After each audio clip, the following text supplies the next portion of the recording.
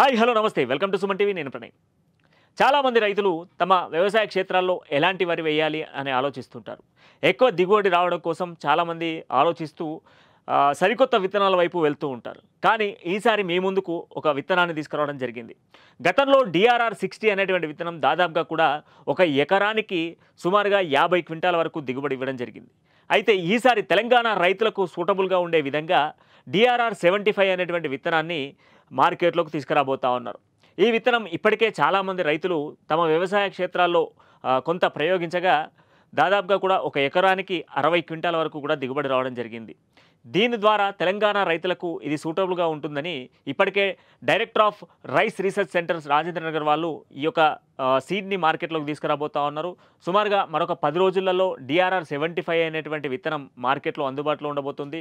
మీరు కూడా నిజంగా వరి పంటలో ఎక్కువ మొత్తం లాభాలు పొందాలి అంటే DRR-75 వాడడం వల్ల చాలామంది రైతులు సుమారుగా ఒక ఎకరానికి 60 క్వింటాల వరకు లాభం పొందుతామని చెప్తా ఉన్నారు. మీరు కూడా ఒకవేళ లాభం పొందాలి అనుకుంటే నేరుగా కూడా director of rice research centre రాజేంద్ర నగర్ని సంప్రదిస్తే మరికొన్ని వివరాలను కూడా వాళ్ళు అందిస్తారు.